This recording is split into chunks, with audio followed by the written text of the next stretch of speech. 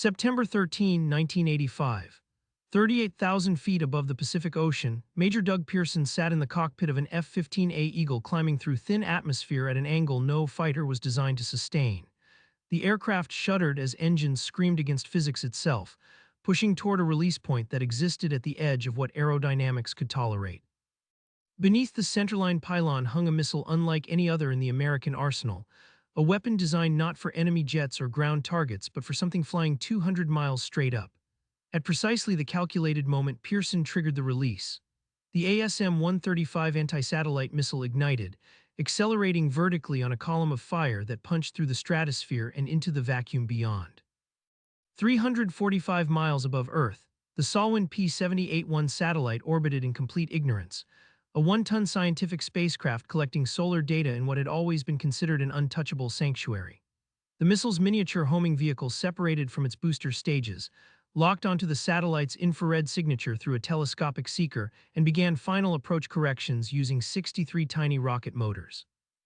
At a combined closing velocity exceeding 32,000 miles per hour, the interceptor and satellite collided.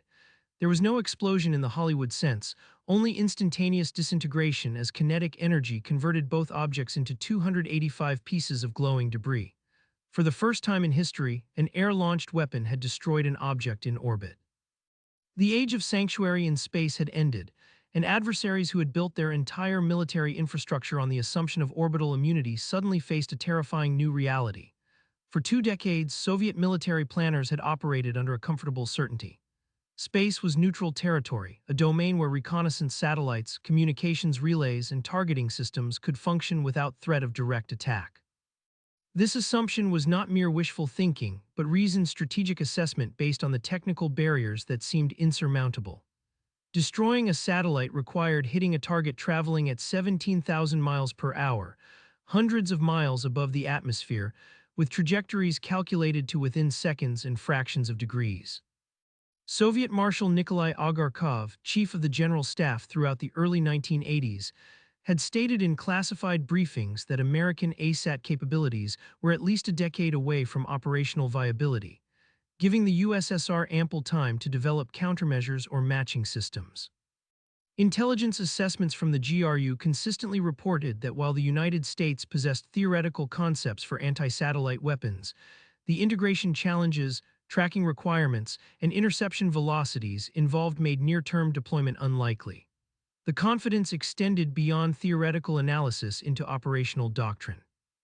Soviet Cosmos reconnaissance satellites flew predictable orbits over American military installations, naval formations, and missile fields, transmitting targeting data back to command centers without meaningful defensive protocols. GLONASS navigation satellites, still in early deployment phases, operated on the premise that orbital infrastructure was beyond the reach of terrestrial weapons.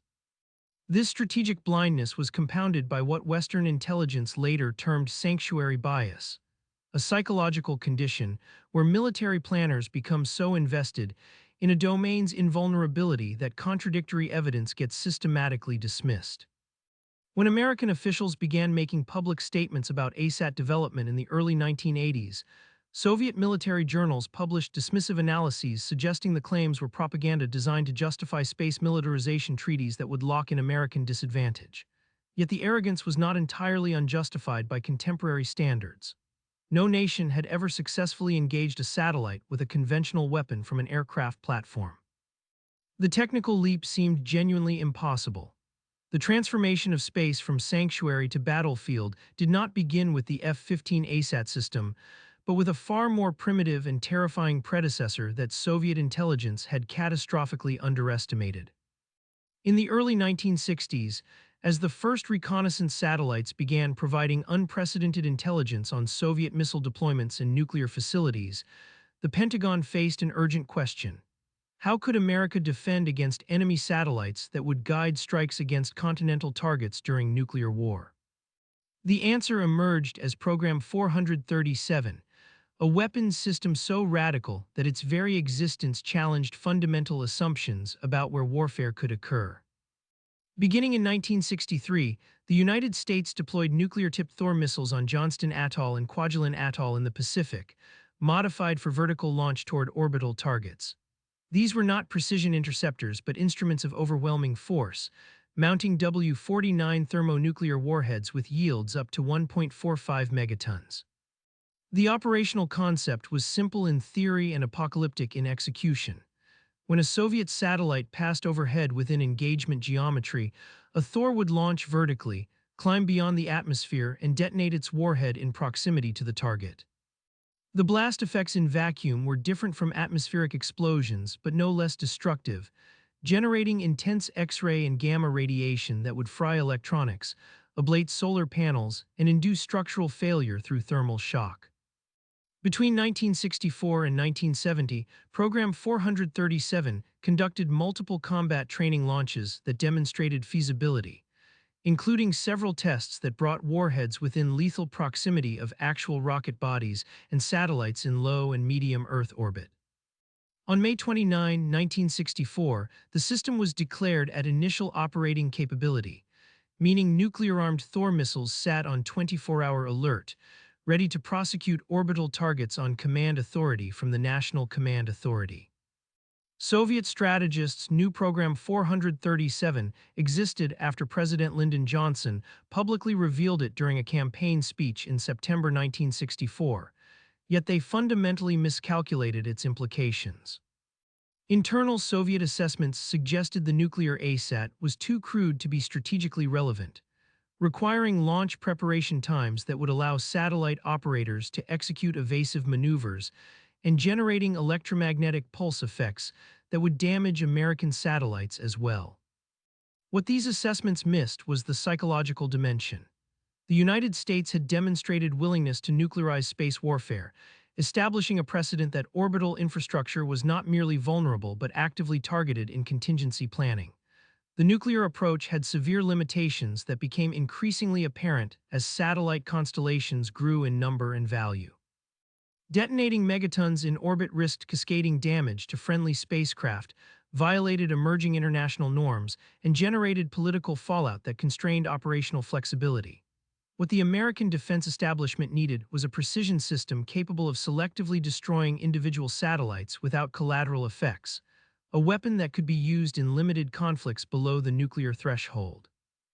This requirement drove development of the ASM-135 ASAT, a program that married existing F-15 performance with cutting-edge guidance technology to create the world's first conventional direct-descent anti-satellite weapon.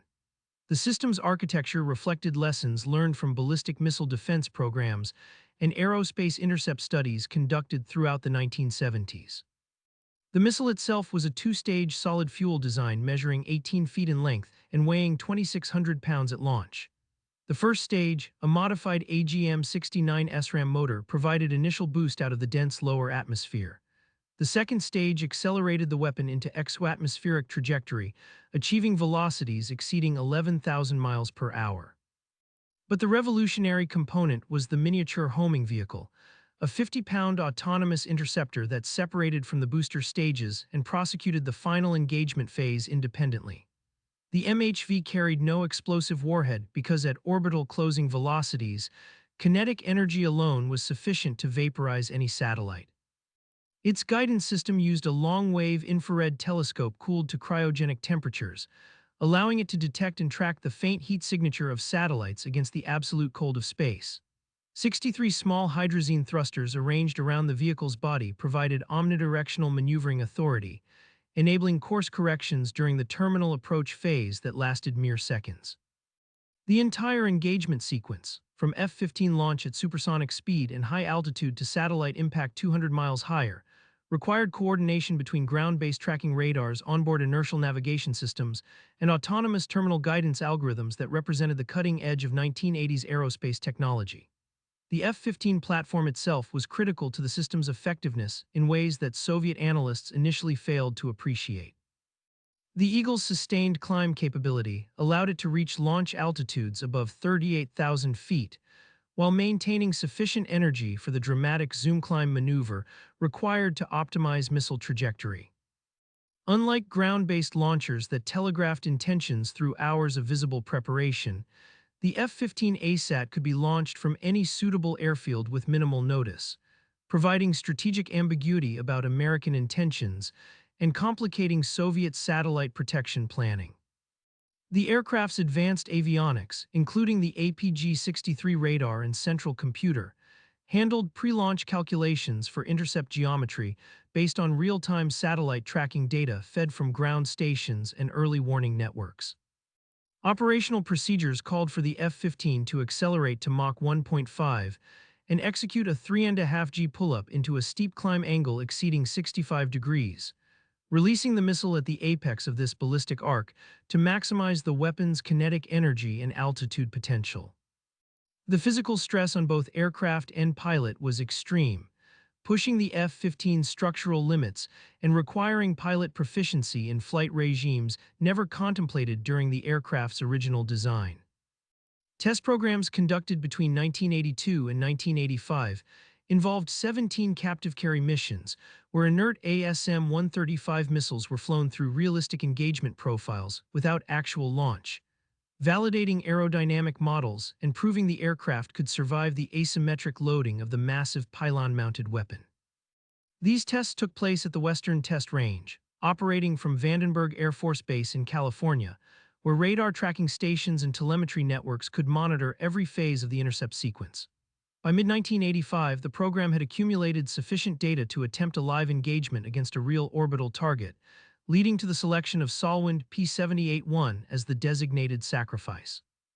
If you appreciate discovering Cold War secrets hidden for decades, consider subscribing for future declassified revelations. The choice of Solwind as target was itself revealing of the strategic calculations driving American ASAT development. Launched in February 1979, Solwind was a scientific satellite designed to study solar activity and X-ray emissions from the Sun's corona, operating in a polar orbit at an altitude of 345 miles. By 1985, several of its instruments had failed, making it scientifically marginal but still functional enough to provide realistic tracking and engagement characteristics. More importantly, from a targeting perspective, its orbital parameters closely matched those of Soviet reconnaissance and electronic intelligence satellites, particularly the Cosmos series that conducted photographic surveillance and signals intelligence collection over American territory. The polar orbit, with inclination near 90 degrees, meant Solwind passed over both poles during each revolution, providing coverage of high-latitude regions where Soviet early warning radars and strategic forces were concentrated. This orbit type was favored for reconnaissance because it allowed systematic coverage of the entire planet as Earth rotated beneath the satellite's fixed orbital plane. By demonstrating the capability to destroy a satellite in polar orbit at medium altitude, the United States sent an unmistakable message about which Soviet spacecraft were now at risk. The engagement itself was a masterpiece of aerospace coordination. Major Pearson's F-15A, tail number 7784, launched from Vandenberg with the ASM-135, mounted on a reinforced centerline pylon that had been stress-tested to handle the weapon's unique loading characteristics. Ground controllers fed real-time tracking data to the aircraft's mission computer, calculating the precise launch window that would align the missile's trajectory with Solwind's orbital path. The interception required predicting not just where the satellite would be several minutes in the future, but accounting for Earth's rotation, atmospheric drag effects on the missile's trajectory, and the slight but measurable gravitational perturbations that affected both target and interceptor. At the computed release point, Pearson triggered the launch, and the ASM-135's first stage ignited with 22,000 pounds of thrust, separating from the aircraft and pulling away in a vertical climb that left a contrail visible for hundreds of miles. The second stage ignited at programmed altitude, accelerating the miniature homing vehicle to its terminal velocity. Onboard sensors acquired Solwind's infrared signature at a range of several miles, confirming target lock. The terminal engagement phase lasted approximately 8 seconds from acquisition to impact. The MHV's guidance computer processed target angle data at 20 times per second, commanding thruster firings to null out lateral velocity components and achieve a collision course. At 21:42 GMT, the inevitable mathematics of orbital mechanics reached their conclusion. The homing vehicle struck Solwind at a combined velocity exceeding 9 miles per second, converting both objects into an expanding debris cloud that would remain in orbit for years, a permanent reminder that space was now contested territory. Soviet reaction to the successful ASAT test was carefully controlled in public statements but bordered on panic in classified military channels. Within 48 hours of the interception, the USSR lodged formal diplomatic protests claiming the test violated the spirit of the Outer Space Treaty and represented dangerous militarization of the cosmos. But the private assessments told a different story. Declassified intelligence reports from the period, released through Freedom of Information Act requests in the late 1990s, reveal that Soviet space forces conducted emergency reviews of every military satellite's vulnerability to similar attacks. The analysis was damning. Nearly 70% of operational Soviet military satellites orbited at altitudes within the demonstrated reach of the ASM-135 system, including critical cosmos reconnaissance platforms, Molniya communications satellites in highly elliptical orbits that dipped into the engagement zone at perigee, and early-generation GLONASS navigation satellites. Perhaps most troubling from the Soviet perspective was the realization that the F-15 ASAT represented asymmetric capability America could deploy in numbers. The United States Air Force operated hundreds of F-15s across multiple air wings, and while not all could be configured for the ASAT mission, the potential to generate dozens of simultaneous engagement platforms created a targeting calculus nightmare for satellite protection planners. A Soviet military space officer, later identified through defector testimony as Colonel Viktor Yesenov of the Strategic Rocket Forces Space Directorate, wrote in a classified 1986 assessment that the Americans have demonstrated the capability to blind us at will, removing decades of investment in orbital reconnaissance at the cost of aircraft sorties we cannot prevent. The psychological impact extended beyond immediate military concerns. Soviet doctrine had invested heavily in the concept of space-based reconnaissance as the foundation for deep strike operations against NATO forces during the opening phases of any European conflict. The ability to locate American carrier battle groups, track armor concentrations, and identify logistics nodes depended entirely on satellites that were now revealed as fragile and exposed. The loss of assured space superiority fundamentally undermined confidence in operational plans that had been developed over 20 years. The technical specifications of the ASM-135 system represented a convergence of technologies that Soviet engineers had believed were still years from operational maturity. The miniature homing vehicle's infrared seeker operated in the 8 to 12 micron wavelength band, optimized to detect the subtle thermal emissions from satellite sun-facing surfaces and electronic components. The seeker's sensitivity was extraordinary, capable of acquiring targets with temperature differentials as low as 50 degrees Kelvin against the background of deep space. The guidance processor, built using radiation-hardened electronics developed for strategic missile systems, executed proportional navigation algorithms that calculated optimal intercept trajectories in real time, adjusting for target maneuvering and trajectory perturbations. The 63 hydrazine thrusters were arranged in clusters that provided thrust vectoring in all three axes, with individual nozzles producing between 0.5 and 2 pounds of thrust on command cycles measured in milliseconds. This level of precision maneuvering in vacuum, where aerodynamic control surfaces were useless, and every action produced an equal and opposite reaction that had to be compensated, represented aerospace control theory implemented at the highest level. Soviet attempts to reverse engineer the capability based on telemetry intercepts and analysis of debris patterns revealed just how sophisticated the American approach had been. The homing vehicle's spin stabilization technique, maintaining rotational velocity to preserve gyroscopic stability while simultaneously executing translational maneuvers, required control algorithms that were beyond contemporary Soviet spacecraft technology. The entire engagement sequence from F-15 launch to satellite impact consumed less than 5 minutes, providing minimal warning time and essentially no opportunity for defensive maneuvering by the target satellite. This compression of the decision-action cycle was strategically critical. In conflict scenarios, American commanders could theoretically order multiple simultaneous ASAT strikes against a prioritized target list, destroying an adversary's space-based intelligence and communications infrastructure before meaningful countermeasures could be implemented. The operational implications were staggering. Control of space directly translated to control of information, and control of information determined the outcome of every other military operation across every other domain. The ASM-135 program was not merely a weapon system, but a statement about American technological confidence and strategic intent. The public demonstration sent a clear message to potential adversaries. The United States possessed both the capability and willingness to deny space assets to any nation that threatened American interests. This extended beyond the Soviet Union to include any future adversary that might emerge in the decades ahead. The system's development path revealed the depth of American investment in maintaining space superiority. Project funding between 1977 and 1988 totaled approximately $5 billion in period currency, covering research, development, testing, and evaluation of not just the missile system but the entire engagement architecture.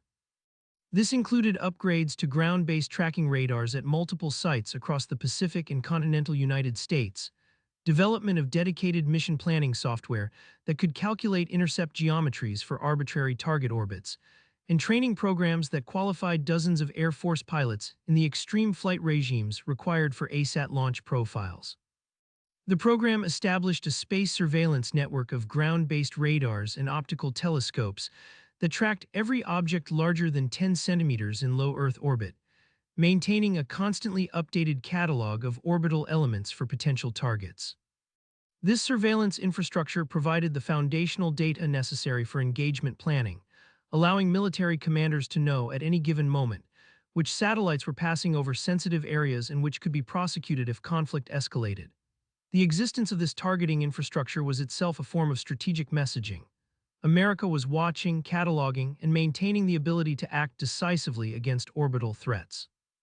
Yet the ASM-135 represented only one approach to space warfare, and perhaps not the most strategically significant in the long term. Concurrent with the development of kinetic kill vehicles, the Pentagon invested heavily in directed energy weapons and electronic warfare systems designed to degrade or destroy satellites without generating the problematic orbital debris that kinetic impacts created. The Miniature Vehicle Technology Program, separate from but related to ASM-135 development, explored laser tracking and targeting systems that could precisely illuminate satellites for ranging and designation. Ground-based lasers at facilities like the Mid-Infrared Advanced Chemical Laser at White Sands Missile Range in New Mexico achieved sufficient power levels to dazzle or permanently blind optical sensors on low-orbit reconnaissance satellites, providing a reversible ASAT capability that could be employed below the threshold of overt warfare. Classified programs with code names like MIRACL, Zenith Star, and Talon Gold explored space-based laser platforms that could engage targets without the trajectory limitations imposed on ground-based systems. While technical challenges prevented deployment of orbital laser weapons during the Cold War era, the research established technological foundations that would mature in subsequent decades. Electronic warfare approaches offered even more subtle and strategically flexible options. Radio frequency jammers could disrupt satellite communications and command links, effectively rendering spacecraft inoperable without physically destroying them. GPS jamming and spoofing technologies allowed adversary navigation signals to be degraded or corrupted, undermining the precision guidance systems that modern military operations increasingly depended upon. These non-kinetic approaches had the advantage of deniability and reversibility, allowing space warfare operations to be conducted without the escalatory risks of permanent satellite destruction. The combination of kinetic, directed energy, and electronic warfare capabilities created a comprehensive anti-satellite arsenal that addressed different threat scenarios and operational requirements across the spectrum of conflict intensity. The Soviet response to demonstrated American ASAT capability took multiple forms, ranging from diplomatic initiatives to accelerated development of indigenous space weapons. At the diplomatic level, the USSR proposed a series of treaties and confidence-building measures designed to ban anti-satellite weapons and prevent the weaponization of space. These initiatives, presented at United Nations forums and bilateral arms control negotiations, argued that space militarization threatened strategic stability and increased the risk of accidental conflict escalation. The American position was more nuanced, acknowledging concerns about debris generation and crisis instability, while maintaining that space weapons were legitimate defensive capabilities necessary to protect vital national security satellites from attack. The real concern driving Soviet diplomacy was not abstract principle but concrete military vulnerability. By the mid-1980s, the USSR had deployed approximately 150 military satellites supporting reconnaissance, communications, navigation, early warning, and electronic intelligence missions. These spacecraft represented decades of investment and constituted the central nervous system of Soviet military power projection.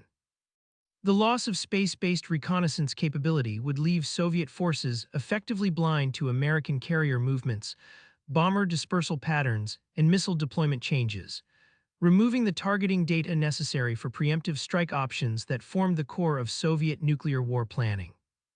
Similarly, loss of Malnya communications satellites would sever command and control links to submarine forces, strategic bomber bases, and mobile missile units, potentially paralyzing the ability to execute coordinated military operations across the USSR's vast territory. The vulnerability was asymmetric because Soviet satellites, built with shorter design lives and greater mass margins due to less advanced electronics and materials technology, were easier targets than their American counterparts. American reconnaissance satellites like the KH-11 digital imaging system operated at higher altitudes and employed more sophisticated maneuvering capabilities, making them harder to track and engage. This asymmetry meant that in any space warfare exchange, the Soviet Union stood to lose more faster and with less ability to reconstitute lost capabilities through rapid launch of replacement satellites. Soviet countermeasures took several directions, each revealing different assumptions about future space conflict. The first response was to accelerate development of the co-orbital ASAT system that had been in testing since the late 1960s. This system, designated IS or Istrabital Sputnikov in Russian, used a hunter-killer satellite launched on a Cyclone 2 rocket that would maneuver into close proximity with target satellites before detonating a fragmentation warhead. Between 1968 and 1982, the Soviet Union conducted 20 co-orbital intercept tests with mixed results, achieving successful target destruction in approximately two-thirds of attempts. The system had severe limitations compared to the American direct ascent approach. Launch preparation required hours of visible activity at Baikonur or Plesetsk cosmodromes, telegraphing intentions and allowing potential targets to execute evasive maneuvers. The Interceptor satellite required multiple orbits to achieve rendezvous geometry with most targets, providing ample warning time measured in hours rather than the minutes available against an F-15 ASAT launch. Most critically, the co-orbital approach was ill-suited for rapid engagement of multiple targets or crisis scenarios where immediate response was necessary. Despite these limitations, the USSR continued development and declared the IS system operational in 1973, maintaining a cadre of trained launch crews and pre-positioned interceptor satellites that could be activated on short notice. The second Soviet response focused on satellite hardening and defensive maneuvers. Engineers redesigned reconnaissance and communications satellites with more robust structures, redundant systems, and radiation shielding designed to improve survivability against both kinetic impacts and directed energy weapons. Operational procedures were revised to incorporate random orbital maneuvering using onboard propulsion, making trajectory prediction more difficult for potential attackers. Some high-value satellites were equipped with decoys and radar reflectors designed to complicate target identification and tracking. These measures increased satellite mass and cost while reducing operational lifetimes due to fuel expenditure on defensive maneuvers, but Soviet planners deemed the trade-offs acceptable given the existential threat that American ASAT capabilities represented. The third and most ambitious Soviet response involved development of directed energy weapons specifically optimized for anti-satellite missions. The Terra-3 laser complex at Sary-Shagin in Kazakhstan, originally developed for ballistic missile defense research, was adapted to track and illuminate low-orbit satellites with focused carbon dioxide laser energy. While insufficient to destroy satellites outright, the system could damage sensitive optical sensors and solar panels, degrading spacecraft functionality. More ambitious was the Polyus Orbital Weapons Platform, a massive spacecraft designed to carry megawatt-class lasers or particle beam weapons capable of destroying satellites and possibly intercepting ballistic missiles. The Polyus program represented the pinnacle of Soviet space weapons ambition, a 30-ton combat platform that would operate in low orbit with sufficient power generation and thermal management to sustain repeated engagements. The spacecraft was launched on the maiden flight of the Energia heavylift rocket in May 1987, but a malfunction during orbit insertion caused Polyus to tumble and execute its retrograde burn prematurely, sending it into the Pacific Ocean rather than orbit.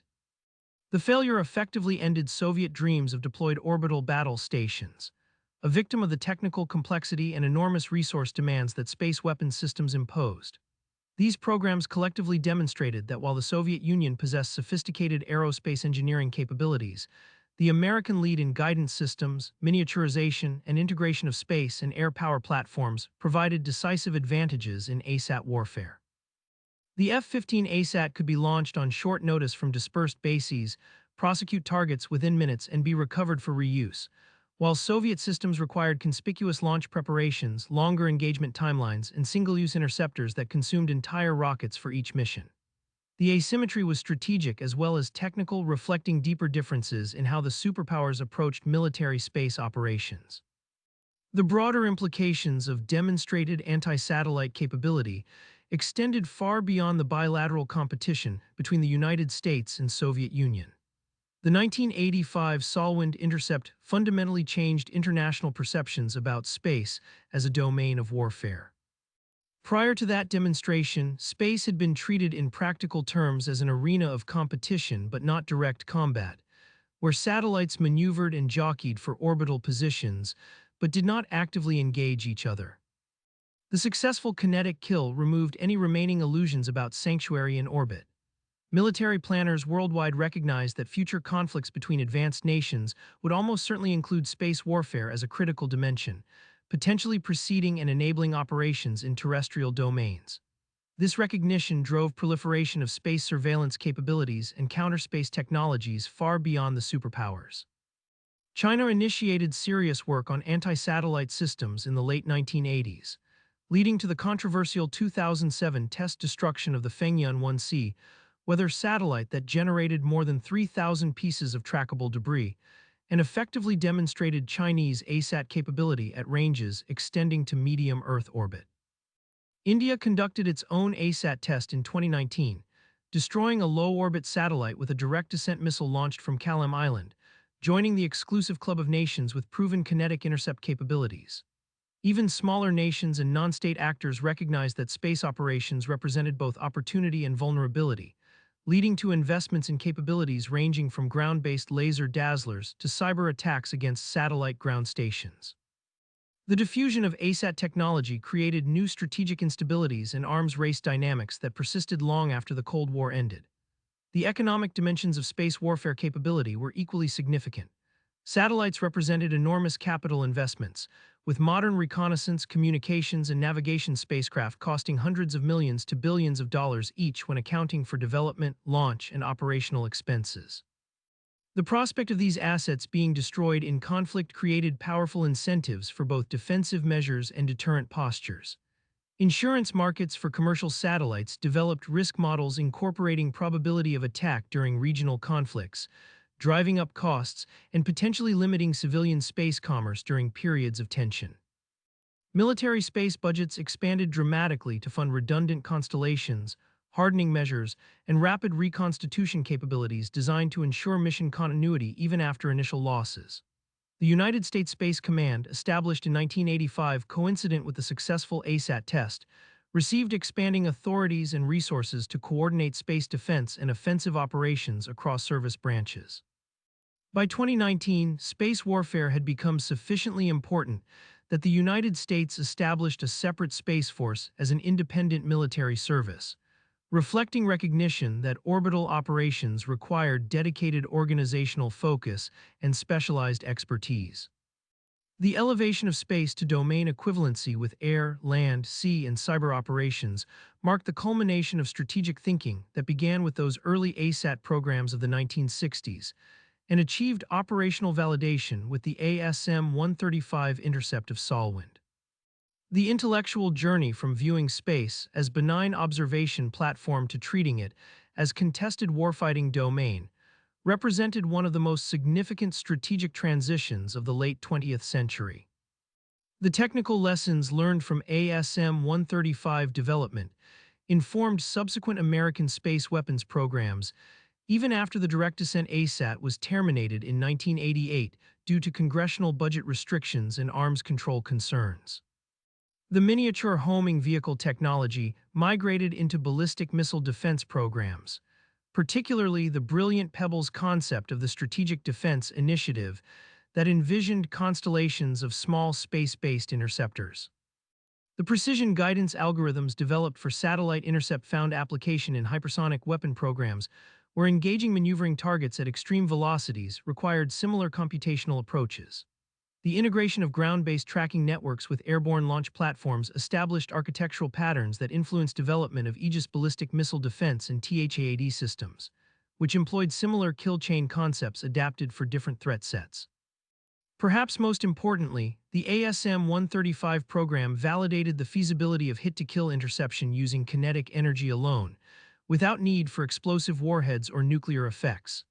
This kinetic kill approach became the dominant paradigm for missile defense and continues to inform contemporary space weapons concepts.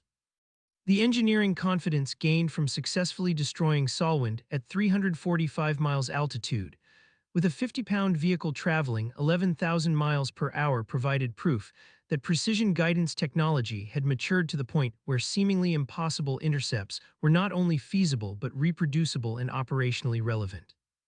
Modern space warfare capabilities have evolved considerably beyond the technologies demonstrated in 1985, but the fundamental strategic principles remain unchanged.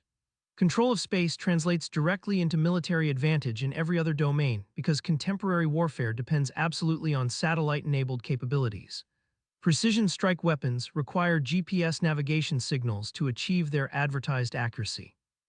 Intelligence, surveillance, and reconnaissance operations depend on satellite imagery and signals intelligence collection from orbital platforms. Communication systems that coordinate joint operations across continents and oceans rely on satellite relay links. Early warning of ballistic missile launches comes primarily from infrared sensors aboard satellites in geosynchronous orbit. Remove these capabilities, and modern military forces revert to operating methods not substantially different from World War II-era blind navigation, area bombardment, and communications by radio with all its limitations and vulnerabilities. This dependence creates enormous incentive to protect space assets while simultaneously targeting adversary spacecraft, driving a competitive dynamic that persists despite arms control efforts. The 2019 establishment of the United States Space Command as a combatant command with geographic responsibility for orbital operations above 100 kilometers altitude formalized what the ASM-135 program had demonstrated 3 decades earlier. Space is not a sanctuary but a warfighting domain where conflict will occur and where American forces must be prepared to fight and win. Current doctrine emphasizes space superiority as a prerequisite for joint operations, explicitly acknowledging that space control is as critical as air superiority in enabling surface forces to operate effectively. The transition from viewing ASAT weapons as exotic capabilities at the edge of technical feasibility to treating space warfare as routine military planning reflects the maturation of strategic thinking about orbital operations.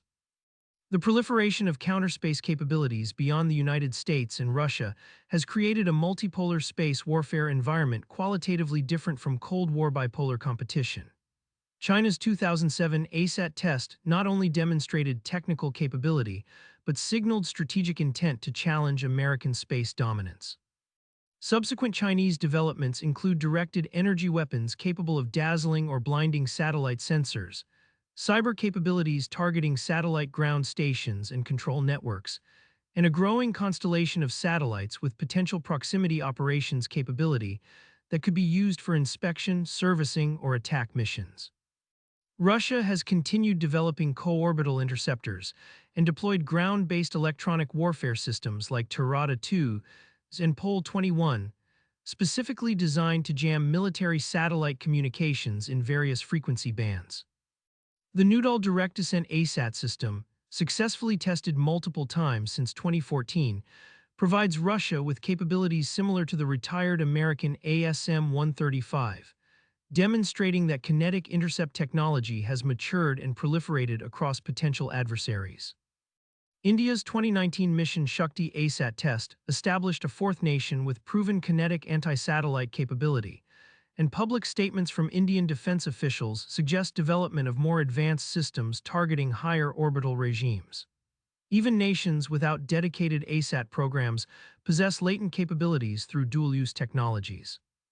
Any country with intermediate-range ballistic missiles could potentially adapt those systems for satellite intercept missions, particularly against low-orbit targets. Advanced cyber capabilities provide another path to space warfare effects without requiring expensive kinetic systems, as demonstrated by numerous incidents of satellite hijacking, signal interference, and ground station intrusions attributed to state and non-state actors. The debris problem created by kinetic anti-satellite weapons has emerged as a constraining factor on their operational employment, though perhaps not an absolute deterrent. The 1985 Solwind intercept generated 285 trackable debris pieces, most of which remained in orbit for years afterward, creating collision hazards for other spacecraft, including those belonging to the attacking nation. The 2007 Chinese ASAT test produced more than 3,000 debris fragments, some of which will remain in orbit for decades, significantly increasing collision risk in the affected orbital planes. This debris persists as a long-term hazard because there is no practical way to clean it up using current technology. Each fragment, traveling at orbital velocity, carries sufficient kinetic energy to catastrophically damage any spacecraft it strikes.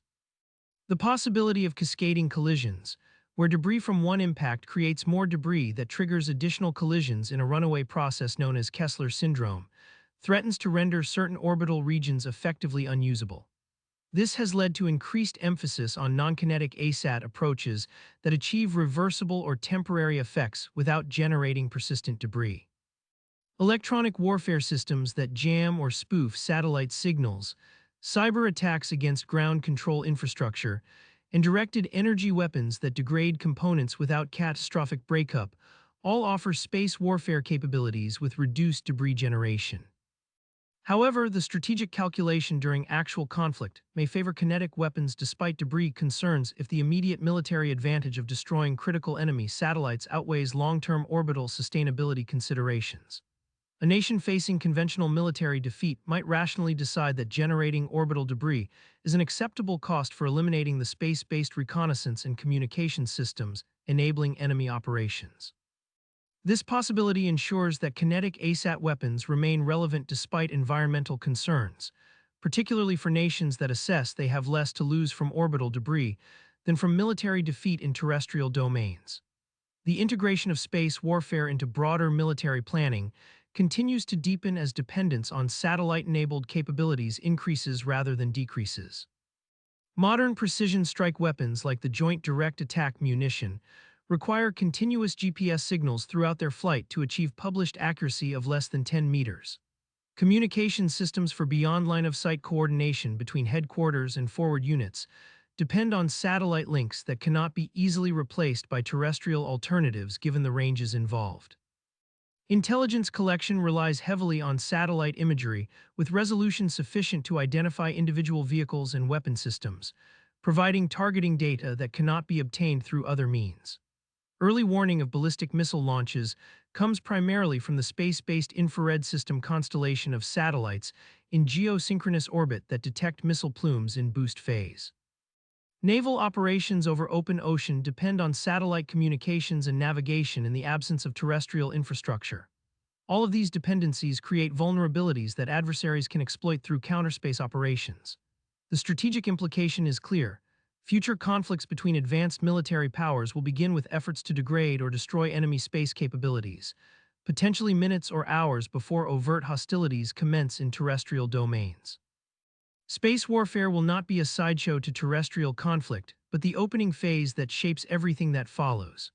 Forces operating without space support will face opponents who can see continuously while remaining blind themselves, who can communicate freely while their own networks fail, and who can strike with precision while reduced to area weapons of doubtful effectiveness. These asymmetries are so decisive that maintaining space superiority has become the prerequisite for military operations rather than a supporting element, inverting the traditional relationship between space and terrestrial combat. Join us here at Classified Warfare as we uncover the operations and technologies that kept the world on the brink. The transformation of space from sanctuary to battlefield represents one of the most consequential strategic shifts in military history, comparable to the advent of air power or nuclear weapons in its implications for how wars are fought and deterred. What began with crude nuclear-tipped missiles in the 1960s evolved through precision kinetic interceptors in the 1980s into today's sophisticated multi-domain approach combining kinetic, directed energy, electronic, and cyber capabilities. The successful destruction of Solwind on September 13, 1985, marked the moment when theoretical space warfare concepts became operational reality, forcing adversaries to confront the uncomfortable truth that their orbital infrastructure was vulnerable and that sanctuary in space had always been an illusion. The arrogance of assuming space would remain neutral territory collapsed when Major Doug Pearson released that ASM-135 missile and proved that American technology could reach into the void and destroy objects traveling at orbital velocity hundreds of miles above Earth. Soviet planners who had invested decades and vast resources building military satellite constellations suddenly faced the prospect of losing those capabilities in the opening minutes of any conflict, undermining the foundations of their operational doctrine and strategic planning. The lesson transcended the specific weapon system. American technological innovation and integration capabilities could solve problems that adversaries believed were impossible, could turn theoretical concepts into deployed systems faster than intelligence assessments predicted, and could fundamentally alter the strategic balance through capabilities that opponents could not match. The age of space sanctuary ended not with diplomatic treaty or gradual erosion, but with decisive demonstration that satellites were targets, that America possessed weapons to destroy them, and that no nation could assume its orbital infrastructure was beyond reach. Future adversaries watching debris from Solwind continue to orbit years after the intercept, understood that American dominance extended beyond terrestrial domains into the cosmos itself, and that any future conflict would be decided not just by forces on land, sea, and air, but by control of the ultimate high ground hundreds of miles overhead, where satellites provided the eyes, ears, and nervous system of modern warfare.